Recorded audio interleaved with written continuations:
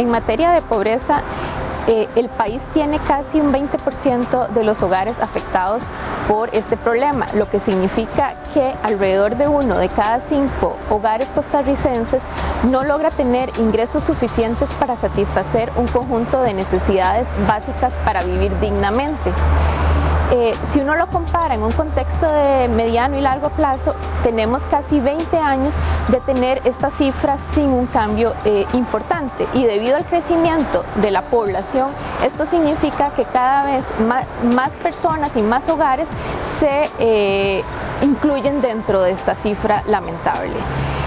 Son hogares que se caracterizan por tener jefes de hogar con baja escolaridad, muchos con empleos informales, que no se les respetan garantías laborales, no reciben ni siquiera a veces el salario mínimo. Hay mucha jefatura femenina, con muchos hogares, con muchos miembros menores de 15 años, muchos niños, también tenemos adultos mayores. Entonces es un contexto de mucha vulnerabilidad. Las tasas de desempleo en este grupo son casi 4 o hasta 5 veces superiores al promedio nacional. Entonces vemos cómo estas características hacen que sea muy complicado para la política social y para el Estado solucionar el problema de la pobreza, y a esto se le agrega también un mercado de trabajo que no está dando las oportunidades suficientes para que todas las personas tengan acceso a un ingreso digno. Entonces, por un lado tenemos política social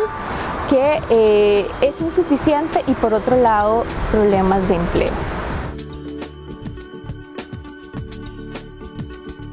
Lo que hemos visto es que como tenemos casi 20 años de tener esta pobreza estancada, evidentemente no hemos logrado diseñar políticas que realmente solucionen el problema. De cierta forma, la política social ayuda a mejorar las condiciones de vida de estas personas, pero no les resuelve el problema de la pobreza. ¿Y por qué es así? Porque si no brindamos oportunidades y capacidades a las personas, van a seguir dependiendo de la ayuda del Estado. Entonces tenemos que transformar un poco el estilo de política, que deje de ser tan asistencialista, tan de ayudas con programas de muy poca escala, con programas que no le genera capacidades a las personas, y que brinquemos a una política más proactiva, más de generación de capacidades. Con esto quiero decir que, por ejemplo, brindemos escolaridad, educación a la gente pobre para que en los próximos años puedan tener un mejor acceso a empleos de mejor calidad. Pero esto también va acompañado de una política de empleo, porque nada ganamos teniendo población más educada si no tienen después en qué trabajar. Entonces creo que tenemos que dejar de ver y de decir que el Estado en la política social es el responsable de resolver la pobreza, y más bien hacerlo de forma más integral, porque ahí también las políticas económicas, la generación de empleo, la generación de crecimiento económico y generación de mayor productividad nos va a ayudar a resolver este problema en el largo plazo. Yo diría que sí, y creo que el gobierno y el Estado está haciendo un esfuerzo importante por tratar de cambiar ese estilo de política social de manera que sea más eficiente. Por un lado necesitamos, como decía, brindar más oportunidades a la población, pero además creo que hay que hacer un esfuerzo dentro de la misma población pobre, de manera tal que se logre romper ese círculo vicioso intergeneracional que pasa de generaciones.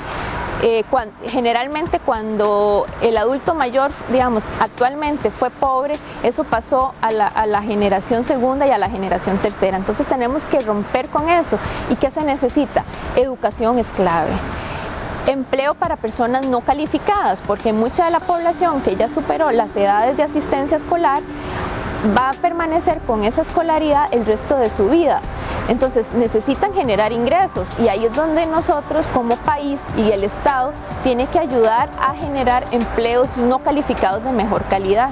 No se trata de que solo las personas que logran tener un título tengan acceso a garantías sociales, Por ejemplo, con solo que se les respete el salario mínimo, la pobreza bajaría de un 20 a un 15%.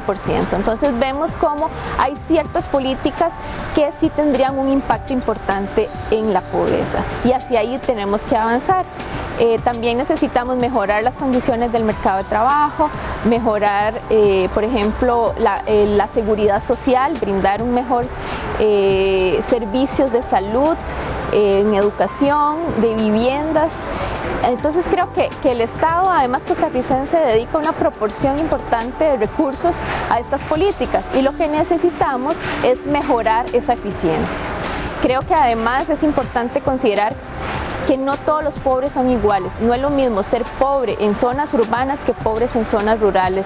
No es lo mismo ser un hogar pobre que tiene papá, mamá e hijos, a un hogar pobre que solo tiene una jefatura femenina, solo una mujer cabeza. ¿Cómo hacemos para resolver, por ejemplo, el tema del cuido? El cuido, si logramos resolver el tema del cuido, creo que tendría un impacto importante sobre la pobreza.